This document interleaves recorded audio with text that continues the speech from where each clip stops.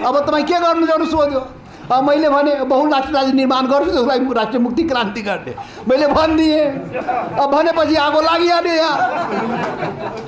अब यो एकलवालाहरूलाई आगो लाग्यो नि त। यो नस्लीय चिन्तन सोच बोकेकाहरूलाई आगो लाग्यो के। हाम्रो कुर्सीमा बसेर बहुता कुरा गर्ने। एकल जातीय राज्यको यो शासन हो। तिमी त्यो कुर्सीमा बसेर चाहिँ बहुता कुरा गर्ने। अनि पस्दै पचेन। अनि पुतला जलाउन सुरु गरिदियो। जलाएको जला जति जलाउनु जलाउनु त के भयो र। अब त्यो त आगो त लागिसक्यो जनताको मनमा आगो त लागिसकेको छ। अब लगाऊ जति पुतला जलाउनु जलाऊ के भयो र। अब त बम त बनिसक्यो, त विस्फोट त हुन्छ। त बहुराष्ट्रिय राज्य त नेपालमा त आउँछ, कसले रोक्नै सक्दैन। अब त्यसैले एकल जातीय राज्य नेपाल होइन, नेपाल बहुराष्ट्रिय राज्य हो।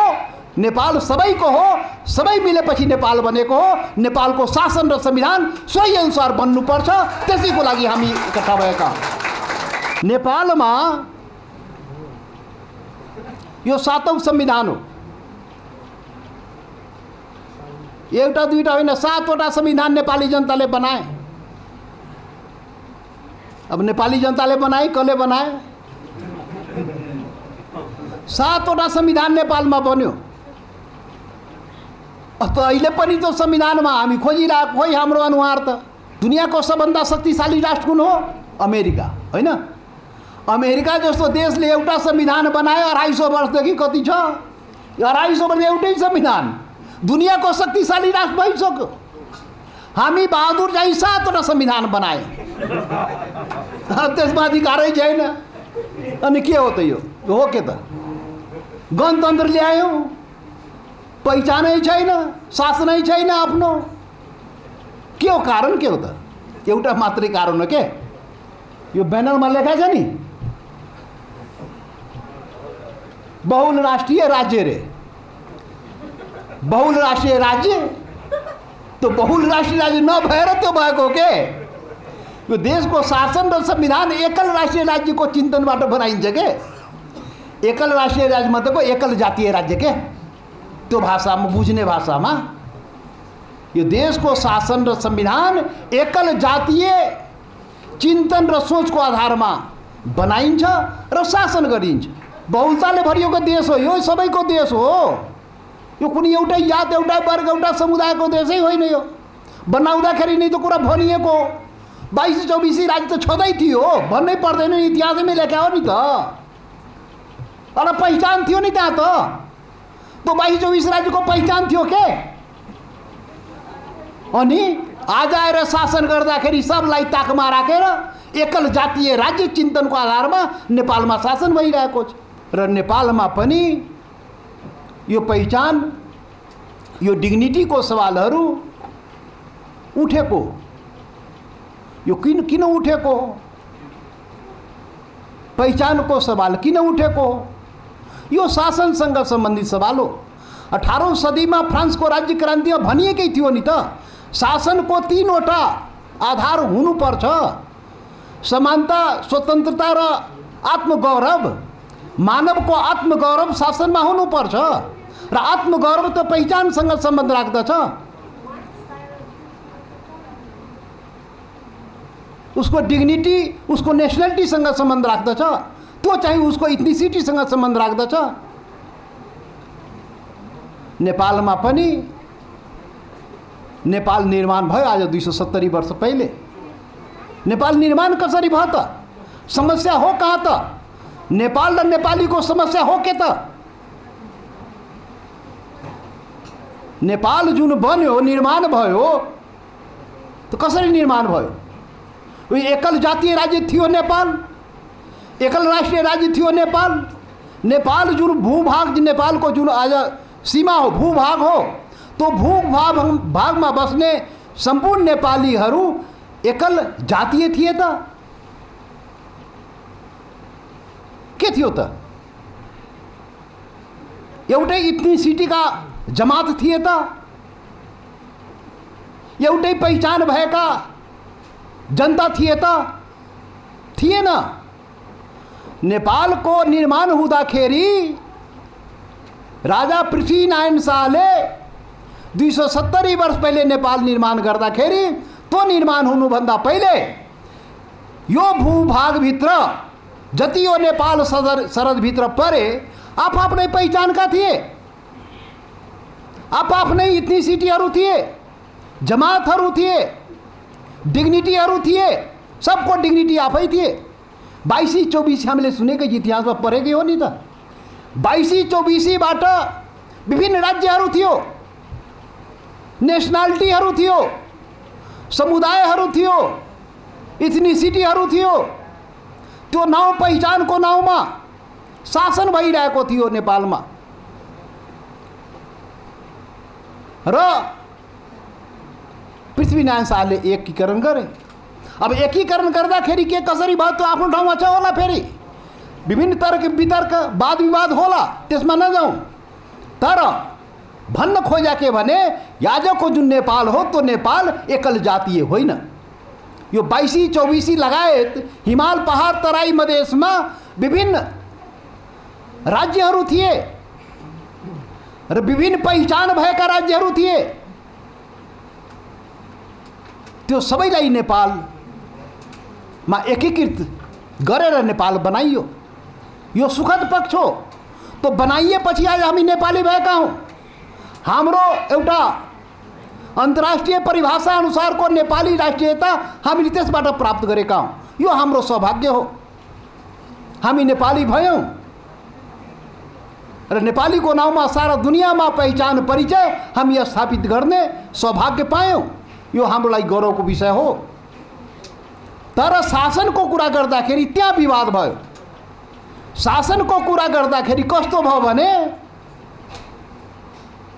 अब विविधताले भरिएको देश, बहुलताले भरिएको देश, विभिन्न भाषा भाषी, विभिन्न संस्कृति, विभिन्न जात वर्ग समुदाय, विभिन्न राष्ट्रियताहरूले भरिएको देश को शासन प्रणाली, शासन व्यवस्था, उसको चरित्र त्यही अनुसार हुनुपर्ने होइन र?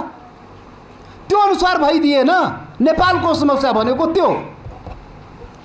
नेपालको समस्या भनेको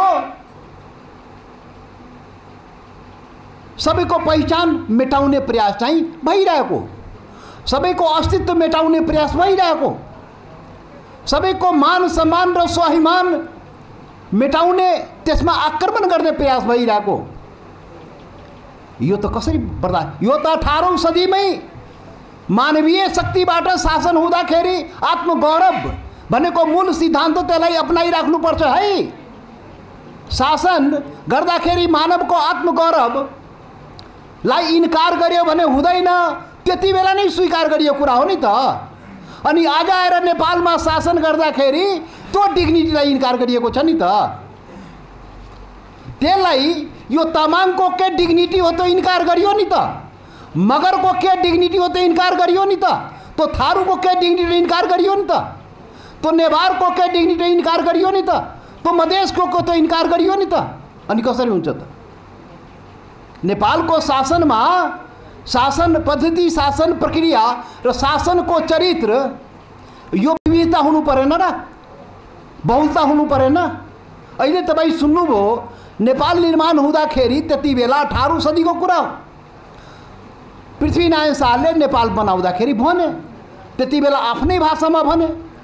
त्यति बेलाको भाषामा नेपाल त बनाए है भने पृथ्वीनारायण शाहले। तर यो नेपाल भनेको 4 वर्ण 36 जातको साझा फुलबारी हो भने नि त। तो के भन्या? तो के भन्या? नेपाल भनेको साझा हो, हामी सबैको साझा हो। त्यति बेलाको वर्ण के भन्छ, वर्ण व्यवस्था या त्यो हिसाबले 4 वर्ण 36 जातको साझा फुलबारी बनाएको मतलब यहाँ विविधताले भरिएको विभिन्न पहिचान छ, यहाँ विभिन्न राष्ट्रियताहरू छन् यहाँ। र त्यो मिलेर नेपाल बनेको है भनेर त्यो निर्माणकर्ताले त्यो कुरालाई स्वीकार गरेर त्यो कुरा भनियो कुरा हो नि त। तर त्यसपछिका शासकले गर्यो के त? पृथ्वीनारायण शाह पछि नेपालमा त्यसका पूर्वज र त्यसपछिका शासकहरूले के गरे? नेपालमा के गरे? नेपालको भूगोलको चाहिँ एकीकरण गर्दै गए। तो राज्यको विस्तार एकीकरण तो गर्दै गए। तो के भयो भने नेपालको भूगोलको मात्रै एकीकरण हुन सक्यो, भावनात्मक एकीकरण हुनै सकेन। तो 4 वर्ण 36 जातको साझा फुलबारीको भावना अनुसार नेपालको शासन चलाउँदै चलाएन। यहाँ त एक भाषा एक वेश पो भन्दो रहेछ त। हो अब 4 वर्ण 36 जात भन्ने अनि एक भाषा एक वेश भन्ने, यही हो समस्या भनेको। त्यहाँ हो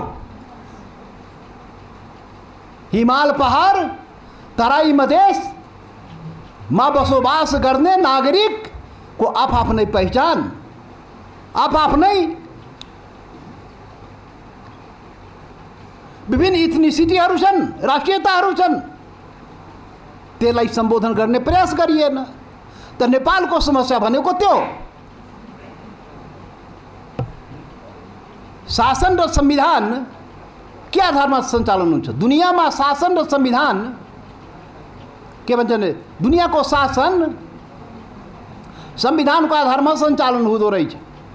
देशमा कानुन बन्छ, संविधान बन्छ, त्यो आधारमा शासन हुन्छ, त्यो अनुसारको चाहिँ व्यवस्था हुन्छ, त्यो अनुसारको नागरिक अधिकार र पहिचानको सवालहरू हुन्छ। नेपालमा यो 7औं संविधान हो। एउटा दुईटा होइन, 7वटा संविधान नेपाली जनताले बनाए। अब नेपाली जनताले बनाए, कसले बनाए? 7वटा संविधान नेपालमा बन्यो। त अहिले पनि त्यो संविधानमा हामी खोजिरहेको, खोइ हाम्रो अनुहार त नेपाली जनताले त्यहाँ अनुहार खोजिरहेको छ। त्यहाँ सबै जातिको अनुहार छ कि छैन? खोइ तामाङले त आफ्नो अनुहार खोजे, भेटिरहेको छैन। मगरले खोजिरहे, भेटेन। थारूले खोजिरहे, भेटेको छैन। के भयो? गयो।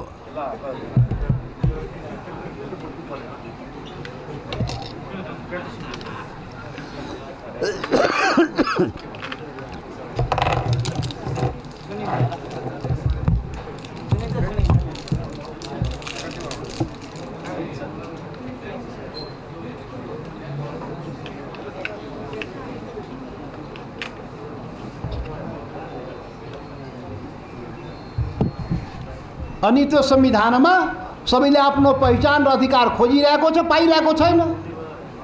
अब संविधान भन्दाखेरि मधेसले भन्यो, ए हाम्रो पनि राख्देऊ न भनेर भन्यो मधेसले। उसले हाम्रो पनि राख्देऊ भन्दाखेरि के भयो? त्यहाँ गोली चलाइयो, गोली ठोकेर संविधान चाहिँ बनाइयो। अनि त्यो जनताको लागि बनाउने संविधान जनतैमा गोली हालेर संविधान बनाउँदो रहेछ त कसरी हुन्छ भन्नु न। यो हिसाबले 7वटा संविधान बन्यो नेपालमा, जुन नेपाल सबै नेपालीको लागि बन्दै बनेन। शासन प्रणाली अब राजा तो पृथ्वीनारायणदेखि लिएर हुँदाहुँदै चाहिँ गणतन्त्र नेपालमा आयो। गणतन्त्र भनेको जनताको शासन हो।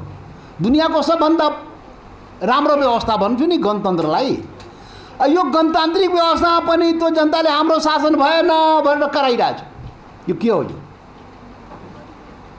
यो त पटक पटक संविधान फेर्ने, पटक पटक व्यवस्था फेर्ने, तर जनताले चाहिँ त आफ्नो अधिकार र पहिचान चाहिँ नपाउने। यो के हो? यो कारण के हो त? यो 7-7वटा संविधान बनाएर पनि जनताले अधिकार नपाउने, मुलुकमा गणतन्त्र आइसकेपछि जनताले हाम्रो शासन भएन भने त चाहिँ उसले अनुभूति पाइरहेको छैन। कारण के हो त? यसको कारण के त? दुनियाँमा एउटा संविधानमा भन्ने गइरहेको छु के दुनियाँको सबभन्दा शक्तिशाली राष्ट्र कुन हो? अमेरिका, होइन? अमेरिका जस्तो देशले एउटा संविधान बनायो 250 वर्षदेखि। कति छ? 250 वर्ष एउटै संविधान। दुनियाँको शक्तिशाली राष्ट्र भइसक्यो। हामी बहादुर चाहिँ 7वटा संविधान बनाए, त्यसमा अधिकारै छैन। अनि के हो त? यो हो के त? गणतन्त्र ल्यायौँ, पहिचानै छैन, शासनै छैन आफ्नो। के हो कारण? के हो त? एउटा मात्रै कारण हो के? यो ब्यानरमा लेखा छ नि, बहुल राष्ट्रिय राज्य रे। बहुल राष्ट्रिय राज्य तो बहुल राष्ट्रिय राज्य नभएर त्यो भएको के? यो देशको शासन र संविधान एकल राष्ट्रिय राज्यको चिन्तनबाट बनाइन्छ के? एकल राष्ट्रिय राज्य मतलबको एकल जातीय राज्य के? त्यो भाषामा, बुझ्ने भाषामा यो देशको शासन र संविधान एकल जातीय चिन्तन र सोचको आधारमा बनाइन्छ र शासन गरिन्छ। यहाँ हो बहुल राष्ट्रिय राज्य नेपाल। यहाँ सुन्नु 125 जात जाति छ नेपालमा, होइन? 125 जात जाति नेपालमा छ। बाहुन क्षेत्रीदेखि लिएर आदिवासी जनजातिदेखि लिएर थारू मुस्लिम मधेसीदेखि लिएर सारा 125 जात जाति मिलेर नेपालमा बनेको हो। त बहुल राष्ट्रिय राज्य बनेको त्यो न हो? बहुलताले भरिएको देश हो यो, सबैको देश हो यो। कुनै एउटै जात, एउटा वर्ग, एउटा समुदायको देशै होइन यो। बनाउँदाखेरि नै त कुरा भनिएको हो। 22-24 राज्य त छँदै थियो, भन्नै पर्दैन, इतिहासमै लेखा हो नि त। एउटा पहिचान थियो नि त्यहाँ त। तो 22-24 राज्यको पहिचान थियो के? अनि आज आएर शासन गर्दाखेरि सबलाई ताकमा राखेर एकल जातीय राज्य चिन्तनको आधारमा नेपालमा शासन भइरहेको छ। त्यो अनुसार संविधान बनाउँदो रहेछ, त्यो अनुसार शासन गर्दो रहेछ। अनि भो त समस्याको समाधान हुन्छ त भन्नुस् त? हो, त्यसैले राष्ट्रिय मुक्ति क्रान्ति गर्ने रे के को लागि? बहुल राष्ट्रिय राज्य को लागि, जो नेपाली जनता को हक हो, जो नेपाली जनता को आइडेंटिटी को सवाल हो, डिग्निटी को सवाल हो। तो 18वीं सदी में उठेका डिग्निटी का जुन प्रश्न हो तो नेपाली जनताले खोजिरहेको छ। तो शेर्पा, तामाङ, राई, लिम्बू, भोटे, गुरुङ, नेवार सबैले खोजिरहेको छ। तो थारूले खोजिरहेको छ, तो मुस्लिमले, मधेसीले खोजिरहेको छ। तो सबैले डिग्निटी खोजिरहेछ। खोइ त हाम्रो सम्मान, हाम्रो पहिचान, हाम्रो अधिकार खोइ त? यो देश त हाम्रो पनि हो त, हामी सबै नेपालीको नेपाल हो त खोइ त सबै नेपालीको नेपाल बनाउनु परेन? सबै नेपालीको नेपाल बनाउनलाई सबै नेपालीको त्यो चाहिँ मूल कानुन, मूल दस्तावेज संविधान हो। तो संविधान सबै नेपालीको लागि बन्नु पर्यो र शासन पनि सबै नेपालीको लागि निर्माण हुनु पर्यो। यही त माग गरेको हो। तपाईहरु यहाँ बसिराख्नु भएको यही प्रयोजनको लागि त यो चाहिँ प्रारम्भिक भेला गर्न लाग्नु भएको। नेपालमा भएन, एकल शासन चलाइयो। यसको विरुद्धमा एकल शासन हुँदैन, एकल राष्ट्रिय राज्य हुँदैन, बहुल राष्ट्रिय राज्य ल्याउनु पर्छ र बहुल राष्ट्रिय राज्यको आधारमा देशको शासन र संविधान चाहिँ निर्माण हुनु पर्दछ। यो उद्देश्यका साथ यहाँ चाहिँ राष्ट्रिय मुक्ति क्रान्तिको आवश्यकता भयो। केही होइन? अब यो देशको म हिजो एउटा टेलिभिजन भनेको थिएँ। कुन टेलिभिजन थियो? एउटा यो हो, यो टेलिभिजनमा तो युट्युबमा हेर्न सक्नुहुन्छ। मलाई सोधेको थियो, मैले भने अब नेपालमा एउटा मात्रै क्रान्ति बाँकी। अब नेपालमा कुनै एजेन्डा छैन परिवर्तनका, कुनै पनि संघीय लोकतान्त्रिक गणतन्त्र आइसक्यो नेपालमा। अब क्या हुने त? नेपालमा संघीय लोकतान्त्रिक गणतन्त्र आइसकेपछि क्या ल्याउने त? अब एउटा मात्रै बाँकी एजेन्डा के भने संघीय लोकतान्त्रिक गणतन्त्र आइसकेपछि पनि यो एकल हो। एकल राष्ट्रिय राज्यको चिन्तन सोचबाट संघीय लोकतान्त्रिक गणतन्त्रको सञ्चालन त्यो अनुसारको संविधान चाहिँ बनेको छ। अब एउटा मात्रै एजेन्डा बाँकी हो देशमा परिवर्तनको लागि। त्यो एजेन्डा भनेको एकललाई बहुलतामा लैजाने हो। जो वास्तविक नेपाल हो त्यो वास्तविकता लैजाने हो। एउटा जातको देशै होइन यो त सबैको हो। त सबैको मान्नु पर्यो नि त, गर्नु पर्यो त, संविधानमा लेख्नु पर्यो नि त, शासनमा ल्याउनु पर्यो नि। यहाँ सारा हेर्नुस्, शासन, प्रशासन, कार्यपालिका, व्यवस्थापिका, न्यायपालिका, सारा राज्यका अङ्गहरू तो एकल हो। त्यो त बहुलता देखाएको छ त्यहाँ। बहुल राष्ट्रिय राज्यको त्यहाँ अनुहार देखिएको हो त। हेर्नुस् त, नजर दोहोऱ्याउनुस् न। देशको जति शासन प्रणाली तो बहुलता देखिन्छ त्यहाँ देखिन्छ। सबै अनुहार, देशका 125 अनुहार त्यहाँ देखिन्छ। अनि के हो त? हो, तपाईँ त्यसैको लागि यहाँ भेला भएको। यो युथहरू, यु के भन्छ, यो लिग चाहिँ युवाहरूको चाहिँ लिग हो। युवामा शक्ति हुन्छ। अब युवा शक्तिले भन्छ होइन हामी त गर्छौँ, हामी त बहुल राष्ट्रिय राज्य हो हाम्रो, बहुल राष्ट्रिय राज्य यिनीहरूले बनाइदिएन, हामी त बनाउँछौँ कि बनाउँछु भनेर तपाईँहरू यहाँ आउनु आएन। त्यही होइन तपाईँहरूको उद्देश्य क्या हो त? यो लिग गठन गर्ने उद्देश्य क्या हो त? त्यही होइन? खोइ बोल्नुहुन्न त? हो, त यो तपाईँहरू ऐतिहासिक काममा जुट्नु भएको छ। यो ऐतिहासिक काम हो। यो नेपालमा अहिलेसम्म भएकै थिएन, तपाईँहरूले म गर्छु भनेर भनिराख्नु भएको छ। मैले त बोलेको छु, म त धेरै पहिले बोल्थेँ, यो धेरै पहिलेदेखि बोलिरहेको, सुन्दै नसुन्ने, यहाँको शासकले सुन्दै नसुन्ने। तब एकल राज्यको शासन छ नि सरकार, उसको उप प्रधानमन्त्री भएर तो उप प्रधानमन्त्री कुर्सी त उनीहरूको वास्तवमा एकल राष्ट्रिय राज्यवाला को कुर्सी हो, बहुल राज्य थोरै हो त्यो। अब उसको कुर्सीमा उप प्रधानमन्त्री भएर जब बसेँ अनि मलाई सोध्यो मिडियाले, तपाईँ के गर्नुहुन्छ भन्नुहोस् भनेर भन्यो। मिडियाले त्यही दिन सोध्छ, अब तपाईँ के गर्नुहुन्छ भनेर सोध्यो। अब मैले भने बहुल राष्ट्रिय राज्य निर्माण गर्छु, त्यसलाई राष्ट्रिय मुक्ति क्रान्ति गर्ने मैले भनिदिएँ। अब भनेपछि आगो लागिहाल्यो यहाँ।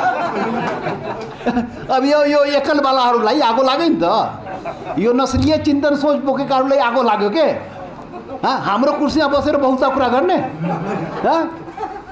एकल जातीय राज्यको यो शासन हो, तिमी त्यो कुर्सीमा बसेर चाहिँ बहुलता कुरा गर्ने।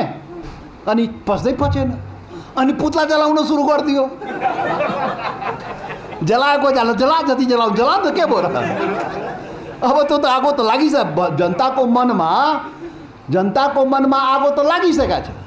अब लगाऊ जति पुतला जलाऊ के भयो र। अब त बम त बनिसक्यो, त्यो विस्फोट त हुन्छ। त्यो बहुल राष्ट्रिय राज्य त नेपालमा त आउँछ, कसले रोक्नै सक्दैन। अब त्यसैले बहुल राष्ट्रिय राज्य भनेको यो देशको चरित्र हो, यो देशको बनौट हो, यो देशको निर्माण हुँदाखेरि नै बहुल राष्ट्रिय राज्य थियो। त्यसलाई मेटाउने प्रयास गरियो के, त्यसलाई समाप्त गर्ने प्रयास गरियो, उसको पहिचान र उसको अधिकारलाई समाप्त गर्ने प्रयास गरियो। त यो त हुँदैन नि हो, कसरी हुन्छ। यो दुनियाँमै भइरहेको छ न, आन्दोलन भइरहेछ क्या पहिचान अधिकारको लागि। अमेरिका, मैले भने दुनियाँको सम्पन्न राष्ट्र अमेरिका हो कि होइन, केही कमी छ त्यहाँ, तर त्यहाँ चाहिँ आन्दोलन भयो रे। पोहोर साल सुन्नु भएन, हेर्नु होला नि टिभीमा। त्यहाँ अमेरिकाको त्यहाँ के भन्छ कोलम्बस, त्यहाँको कालाहरूले त्यो कोलम्बस गोरा थियो, कोलम्बसमा त्यो अमेरिका निर्माण गर्ने, उसको शालिग त्यहाँका कालाहरूले उखारेर फालिदिए। त्यो अमेरिकामा त्यो कोलम्बसको मूर्ति उखारेर फाल्यो त्यो कालाहरूले, पहिचानको लागि, अधिकारको लागि। अब त्यहाँ त सम्पन्न देश त हो, तर अधिकार पहिचान नपाएपछि त्यो काम अमेरिकामा भयो। दुनियाँमा भइरहेको, नेपालमा किन हुँदैन, कसरी हुँदैन, भइहाल्छ नि। नेपालमा 125 चाहिँ मुख थोरै बस्ने हो। त्यसैले एकल जातीय राज्य नेपाल होइन, नेपाल बहुराष्ट्रिय राज्य हो। नेपाल सबैको हो, सबै मिलेपछि नेपाल बनेको हो। नेपालको शासन र संविधान सोही अनुसार बन्नुपर्छ, त्यसैको लागि हामी इकट्ठा भएका। तपाईँ सबैलाई शुभकामना। तपाईँ नौजवानहरूले यो परिवर्तन ल्याउने हो। यो परिवर्तन त हुन्छ।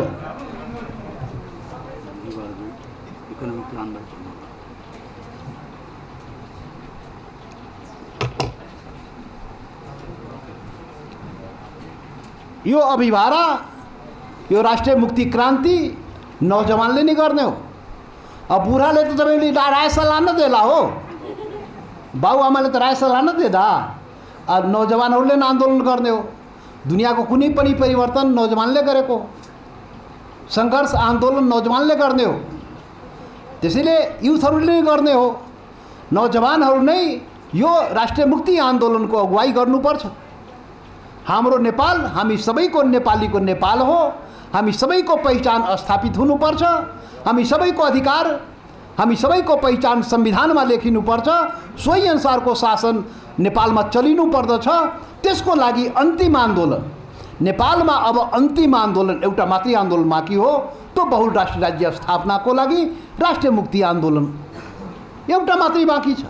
त्यो आन्दोलनको दायित्व जिम्मेवारी तपाईहरुको कन्धमा छ। अब यो प्रारम्भिक तपाईहरु पनि ऐतिहासिक नै हुने भो। ऐतिहासिक किन हुने भने यो आन्दोलन त एक न एक दिन त सफल त हुन्छ। अनि पहिलो भेला कहाँ भएको थियो, त्यो भेलामा को गएको थियो, त फलाना फलाना त्यो ऐतिहासिक पुरुष त के अरे व्यक्तिहरू तपाईँहरू हुनुभयो। तपाईँहरूले बधाई छ, तपाईँहरूले शुभकामना छ। अब यो सेसनपछि अर्को सेसनमा तपाईँहरूले सुन्नु होला। यो हामी खालि राजनीतिक क्रान्तिको कुरा गरे होइन, हामी आर्थिक क्रान्तिको पनि कुरा गरे हो। अब त्यो चाहिँ कम्प्रिहेन्सिभ एक्सन प्लानका कुराहरू हाम्रा साथीहरूले बताउला। यो युवाहरूको आर्थिक रूपले स्वावलम्बी कसरी हुने हो, अधिकार पहिचानको कुरा गर्दाखेरि रोजीरोटीको पनि कुरा गर्नु पर्ला नि हो। भूखे भजन नहोई गोपाला हुँदैन नि त। त्यसैले आर्थिक कुरा पनि गर्नुपर्छ नि। आर्थिक कसरी स्वावलम्बन हुन्छ त्यो कुरा पनि हामीले गर्नुपर्छ। परजीवी भएर त आन्दोलन हुँदैन नि। आफ्नै खुट्टामा उभिने गरी आन्दोलन गर्ने हो। आफ्नो खुट्टामा उभिनेलाई के गर्ने? आर्थिक गतिविधि पनि सञ्चालन गर्नुपर्छ, आर्थिक कार्यक्रम पनि गर्नुपर्छ। हामी मिलेर आफ्नो बालबच्चा, आफ्नो घर परिवारलाई पनि कसरी सहयोग हुन्छ त्यसको लागि पनि आर्थिक गतिविधि सबै मिलेपछि त हुन्छ नि हो। सामूहिक रूपमा किन हुँदैन? त्यो आर्थिक कार्यक्रमहरू ल्याउनुहुन्छ नि, उहाँहरूले बनाउनु भएको छ। त यो युथहरू चाहिँ मिलेर स्वावलम्बी राजनीतिमा लागेपछि बर्बाद भइस् ख त्यसले चिया खाने ठाउँ पैसा छैन के राजनीति गर्ने त्यो भन्ने अवस्था हुनु हुँदैन नि त। त्यसैले त्यो आर्थिक स्वावलम्बन हुने समेत कार्यक्रम तपाईँहरूको त्यो कम्प्रिहेन्सिभ एक्सन प्लानमा छ। त्यो सबै तपाईँहरूले साथीहरूले बताउनुहुन्छ। त्यो हौसला बुलन्द गर्नुहोस्। अब यो चाहिँ देर छ अन्धेर छैन के, देरी मात्रै छ, कुन दिन पाउने हो, अन्धेर चाहिँ छैन। अब यो एकल गयो, एकल जाति यो गयो। अब जति चलाए खायो केही छैन। अब सबको भाग चाहिँ खाइदिएछ। त हामीले के भने अरूको भाग नखाऊ न, आफ्नो भाग मात्रै खाऊ न, त्यही न भने हो। सबले आफ्नो भाग खानु पर्यो त्यति भने हो के। त हामी सबैले आफ्नो भाग खानु पर्यो। सबैको पहिचान अधिकारको चाहिँ कुरा नियम कानुन संविधानमा शासनमा व्यवस्थामा स्थापित हुनु पर्यो। अब यो नभई हुँदैन, नेपाल चल्दैन। नेपाली जनता मान्नै तयार छैन। एउटा चाहिँ गर्ने, अरू चाहिँ कोही पनि मान्न तयार छैन। त्यो त यो त 125 नेसनालिटीहरू नेपालमा छन्, 125 के भन्छ यो जातिहरू छन्। सबैले आफ्नो अनुहार यो शासनमा देखिनु पर्यो, यो संविधानमा देखिनु पर्यो र सबैको चाहिँ स्वाभिमानको रक्षा हुनु पर्यो, सबको डिग्निटीको रक्षा हुनु पर्यो। यही त हामीले चाहेको। यो कसैको विरुद्धमा थोरै तपाईँ यहाँ भेला भएको हो। यो कसैको विरुद्धमा हामी छँदै होइन। यो त बहुलता भनेको सबैको लागि हो। त्यो बाहुन क्षेत्रीको लागि पनि हो, त्यो दलित जनजाति मधेसी मुस्लिम सबको लागि हो, होइन र? यो कसैको विरुद्धमा होइन के, यो सबैको पक्षमा हो। नेपाल सबै नेपालीको हो, सबै मिलेर नेपाललाई अगाडि बढाउने हो र यहाँको राष्ट्रवाद राष्ट्रियतालाई बलियो पार्ने हो। यहाँ राष्ट्रियता पनि गोलमाल राष्ट्रियता छ क्या नेपालको राष्ट्रियता राष्ट्रवाद नै गोलमाल छ क्या। त्यो निर्माणै हुन सकेन। उल्टो पल्टो अरे आफ्नो मुलुकलाई माया गर्ने पो राष्ट्रियता हुन्छ होइन। राष्ट्रवाद भनेको नेपाली राष्ट्रवाद भनेको नेपाल र नेपालीलाई माया गर्ने राष्ट्रवाद हुनुपर्छ। यहाँ अरूलाई गाली गरेर राष्ट्रवादी भइन्छ क्या, त्यस्तो भएन नि। त्यसैले सांस्कृतिक राष्ट्रवादको निर्माण, नेपाली संस्कृति नेपाली माटोबाट उत्पन्न हुने जुन भावना हो त्यसबाट राष्ट्रवादको निर्माण हुने न हो। नेपाली पनि हुन्छ नि त्यहाँ त। त्यसैले त्यो चाहिँ नेसनलिजमको निर्माण हामीले नयाँ ढङ्गले परिभाषा, नयाँ ढङ्गले निर्माण गर्नुपर्छ। र जुन देशमा राष्ट्रवाद हुँदैन त्यो देश प्रगति जाँदैन, प्रगति हुँदैन, समृद्धि हुँदैन। मलाई एउटा कुरा अन्तमा अब एउटा कुरा म भन्छु, नेपाल आर्थिक रूपले नेपाल चाहिँ दुनियाँको 200 राष्ट्र यहाँ छ नेपालमा, के भन्छ दुनियाँमा। नेपालको अवस्था, गरिबीको अवस्था, गरिब राष्ट्रको अवस्था हेर्दाखेरि कहाँ छ? सबभन्दा तल। 10वटा राष्ट्रको नाम गरिब राष्ट्र कुन हो लेख्यो भने त्यसमा नेपालको नाम लेख्नुपर्ने हो कि होइन? तपाईँलाई थाहा छ कि छैन? दुनियाँको सबभन्दा गरिब राष्ट्रको नाम लेख, 10-20वटा राष्ट्रको नाम लेख्यो भने नेपाल पनि लेख्नुपर्छ। मजबुरी हो, लेख्नै पर्छ। गरिब हो, गर्ने के त? तर एउटा तपाईले के भन्नु भने यो दुनियाँको सम्पन्न राष्ट्रको 10वटा नाम लेख्नु पर्यो भने नेपालको नाम आउन सक्ने अवस्था बन्थ्यो। दुनियाँको सबभन्दा सम्पन्न राष्ट्र 10वटा लेख भनेर नेपालको नाम लेख्न सकिन्थ्यो, तर लेखिएन। प्रकृतिले नेपाललाई सब थोक दिएको छ के। हामी तपाईलाई नेपालीलाई प्रकृतिले वरदान दिएको छ। सम्पन्न राष्ट्र हुनलाई यहाँ सब थोक दिएको छ के। अब प्रयोगै गर्दैन त गर्ने के त। बलमिचाइ बाहेक अरूको अधिकार खोज्ने बाहेक कामै छैन यहाँ। अब भन्नुस् न, नेपालमा अरे पैसा भएपछि धनी हुन्छ होइन र? पैसा हुनु पर्यो, कमाउनु पर्यो नि देशले। यहाँ पानीको मामलामा वाटर रिसोर्स भन्छ, जल स्रोत, ब्राजिल पछि नेपाल दुनियाँमा दोस्रो स्थान पानीमा। ब्राजिल पछि नेपाल चाहिँ दोस्रो स्थान। त पानीमा के हुन्छ? बिजुली उत्पादन हुन्छ हैन? अनि बिजुली उत्पादन गरेर त पैसा आउँछ नि त। कोही उत्पादनै गरेर छैन, पैसा कहाँबाट आउँछ त? यो बाल्नलाई त इन्डियाबाट ल्याएर यहाँ बिजुली बलिरहेछ नि भयो। अब अनि देश विकास गर्छ। 83,000 मेगावाट चाहिँ उत्पादन गर्ने क्षमता। 83,000, 1,000-2,000 पनि छैन। 1,600 मेगावाट नेपाललाई चाहिने। अहिले 600 मेगावाट भारतबाट आएपछि बल्दो रहेछ बिजुली। अनि यो राष्ट्रवाद। अरे 83,000 क्षमता थियो नि। अरे नालायकहरू किन उत्पादन नगरेको? किन जनतालाई कंगाल बनाएर राखेको? के हो यो? यही हो तो 83,000 प्रकृतिले दिएको वरदान तो कसले गर्ने हो? शासनले गर्ने होइन, देशको शासकले गर्ने हो कि होइन? अनि किन नगरे त? कसले रोक्यो यो शासक वर्गलाई? यो औपनिवेशिक चिन्तन सोच बोक्ने शासकलाई कसले रोक्यो? यसले बिजुली उत्पादन गर्नु पर्दैन? नगर्ने रे, राजनीति गर्ने खालि। अनि बिजुली उत्पादन नगर्ने, जनतालाई कंगाल बनाएर राख्ने, गरीब बनाएर राख्ने र गरीबको नाउँमा राजनीति गर्ने। बडा यहाँ फर्स्ट आउँदो रहेछ गरीबको नाउँमा राजनीति। कम्युनिस्टहरू दुई तिहाई त गरीब भयो नि, दुई तिहाई नि गरीब भयो नि, गरीबको नाउँमा राजनीति गर्न भ्यायो नि त। बडो सङ्घर्ष गरायो अनि भोट लियो अनि शासन गर्यो।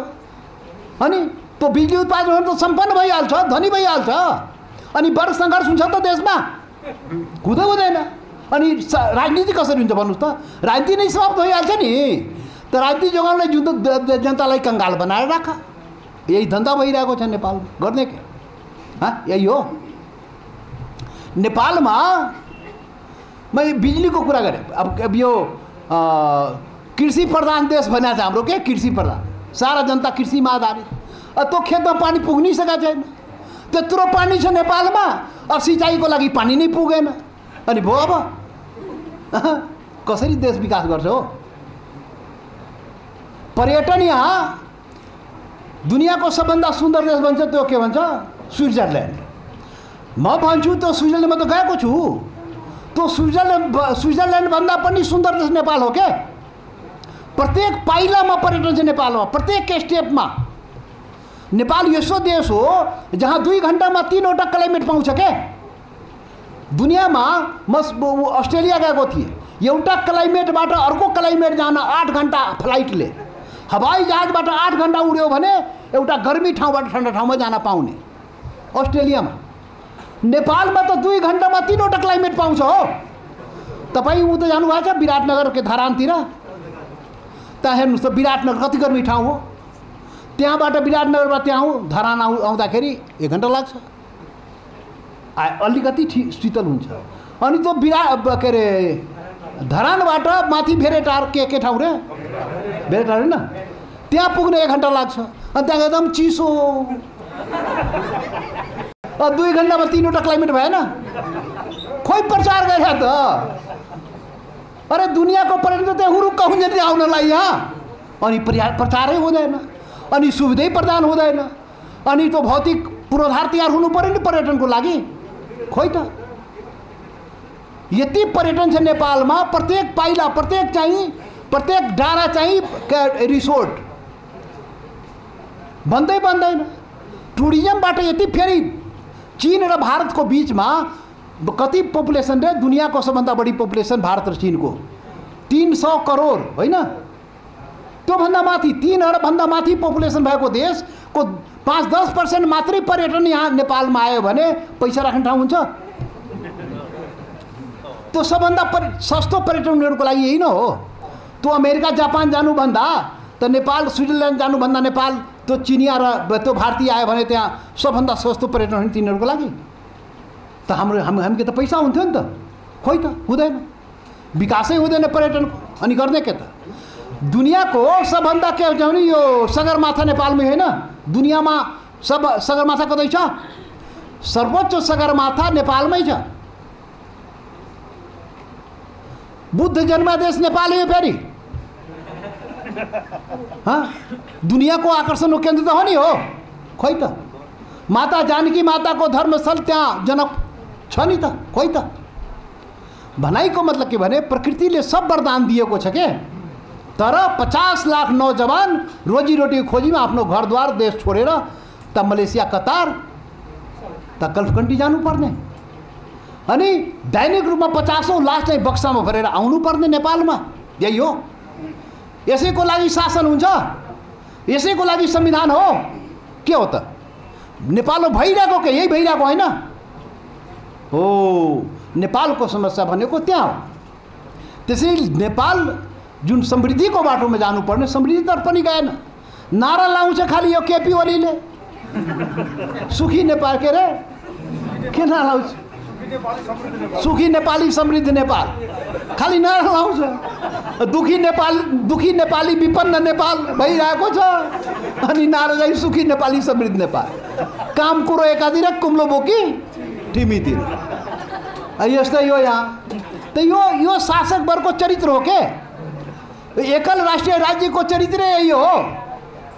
त्यसैले हामीले गर्ने हो के, हामी 125 राष्ट्रियताहरू मिलेर यो देशलाई बनाउने हो।